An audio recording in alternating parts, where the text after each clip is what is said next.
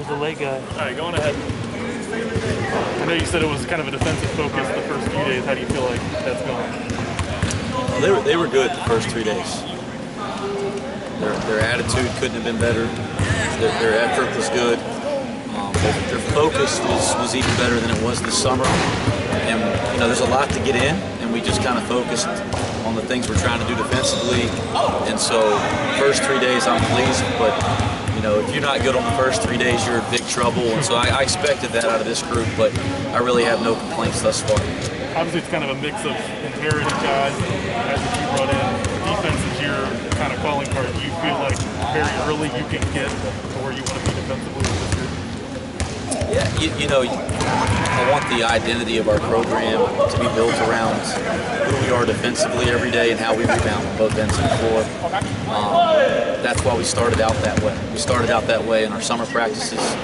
We started out that way with the first 3 days of practice. And I think this group so far has been really willing to buy in. As long as they continue to do that, I think we can be a good defensive team for sure. What will your emphasis be in phase 2 as you're going to the next phase? We got to start putting it together a little bit, Keith. Listen, I want to score the ball too. I don't want to scare anybody out there. I like to score the basketball.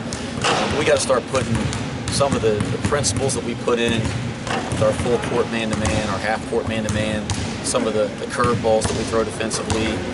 We got to start putting together some of the foundational stuff offensively. We got to kind of put it all together and start playing, and then kind of continue to come back every day and clean it up with some drilling and some details, and then continue to play. But the game is played 94 feet. You have to be able to play up and down without the whistle blowing, and so we got to start practicing that way now. How excited are you just for the season to be here, be right around the corner, official practice starting? I mean, obviously you've done a lot, whether it be getting to know these guys, recruiting since you got hired, but for the season to be here soon, how exciting is that? Going to give you that extra pep in your step? It's the best time of the year as a coach. It's kind of what you live for. It's what you dream about all the time is the opportunity to come out, teach the things that you really believe in, work on bringing a team together, getting everybody on the same page, getting the coaching staff on the same page. The first 5-6 weeks of practice is one of my favorite times of the year, every year, and my excitement's through the roof, but also extremely focused at the same time, because there's a lot of work to do. We're excited to do it, but we realize we got to spend all of our energy every day on just trying to grow one day at a time, one drill at a time, and just try to get a little bit better. Because we know the first game's around the corner, and we got a lot of work to do before we take the floor in front of 13,000 people. There are so many new guys. Has that forced you to change your approach in any way? Change would be the wrong word. I think we're going to have the same approach, the same values. I think you can't skip steps. Like if you're going to do it, you got to work hard. You got to work on the right things and the things you believe in. That's not going to change. The pace at which we're working has probably been a little slower than I've been accustomed to the last 5 or 6 years, because I've just been coaching teams where there was so much continuity, and that's okay. I think as long as our effort is where it's supposed to be, our mentality is supposed to be, guys are working and playing for the team first, guys are focused. I don't care how fast or slow we go as long as we're checking those boxes, and so far we've been able to check those boxes. The question is, are we going to come in and do that today, and then we're going to wake up and do that again tomorrow? So yeah, you're going a little slower, Dan, than I've probably been accustomed to, but I have patience as long as the things that I'm not patient for are being handled on a day-to-day basis, and so far so good. How do you go about, in the early goings, meshing together a bunch of guys that you expect to play together as a team, as a cohesive unit who have not played together a lot before?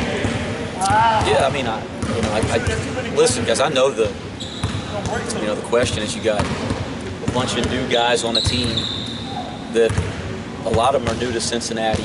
They're all new to me for the most part. We have a coaching staff that's new to each other. How do you bring all that together? And I don't have a lot of tricks. The way we're going to do it is by working at it one day at a time and working on the things that we believe in, and that's being really tough, not just physically tough, which we're working on, but being really mentally tough, making sure that we have the right approach every single day to how hard we're going to work, making sure we have a high level of discipline, making sure that the group is about the team first and willing to make sacrifices for that, and then making sure that every day we come to the circle and practice, we've gotten a little bit better. And so there's no tricks to it. I'd be doing that if I had coached all these guys for the last 3 years and had a staff that had been together for 10. So we're doing it the same way, but it is a little bit more of a process when you have a bunch of new faces. There's a top 5 team down the hall in football. How exciting is that? How is the mood and your impressions of them early on in the season? It's been great. It's been fun. What's been neat for me is, I grew up as a college football fan, on Saturdays watching games, and as I got into coaching, I haven't coached anywhere where there was big-time college football. And so I've always just been so buried this time of the year into what we're doing with our team. The fall's really busy in college basketball, so I kind of got away from being a college football fan.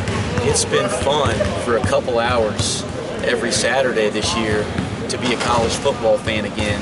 It's been even more fun to be a college football fan of one of the best teams and the best programs in the country. So, man, we're energized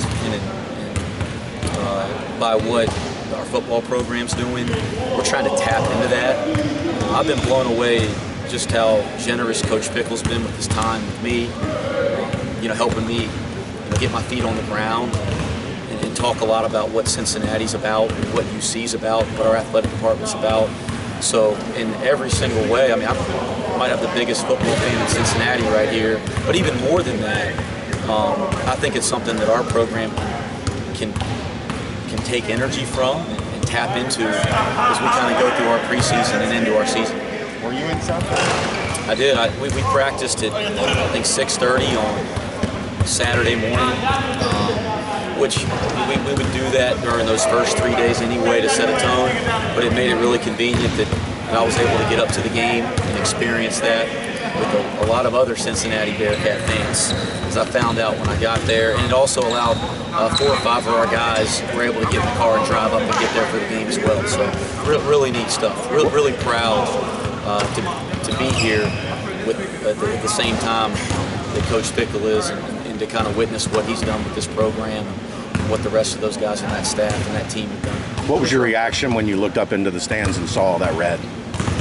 You just get goosebumps, to know that, I've said this from day one, I always wanted to coach somewhere where it really mattered, where people were really passionate about basketball and really passionate about sports.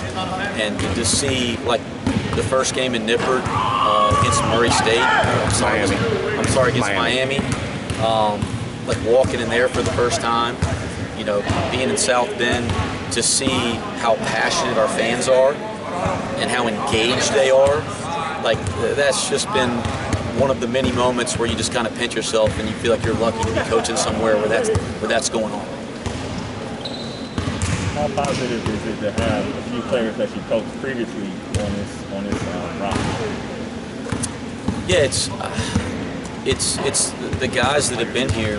It's been great because they have an understanding of what it's going to take to compete night in, night out in our league, and they also, want to get out and prove that they belong on every stage they're going to be on after experiencing some disappointing losses last year. So it's been great to have that chip, to have guys that have that chip on their shoulder about what they want to do this year, to have a good year. I haven't got the chance to ask you, I don't know if other guys have, but just the Big 12 news, I know it's a couple of years away, but just what does that do for, talking about the momentum of the football program right now, but to be able to play the likes of Kansas and Oklahoma State and those teams, and what does the Big 12 move do for your program? Yeah, we all want to play on the biggest stage. Players want to play on the biggest stage, coaches want to coach on the biggest stage. You want to have a chance night in, night out to see where you stack up against the best basketball programs in the country, because quite frankly, we are one of the best basketball programs in the country, and we have to get back to playing to that standard every night. We're going to get that opportunity in the Big 12, but it is a couple years away, and we already play in a pretty big-time basketball league in the American, and I think as energized as everybody is about the Big 12, and don't get me wrong, I am too, I think we can't look past the American. This is an excellent basketball league. We have some work to do to compete night in, night out in the American, and that's kind of where our focus is right now, day to day. But the big picture, it is really exciting. All right, guys, we have 10 minutes, so the players have to leave. So any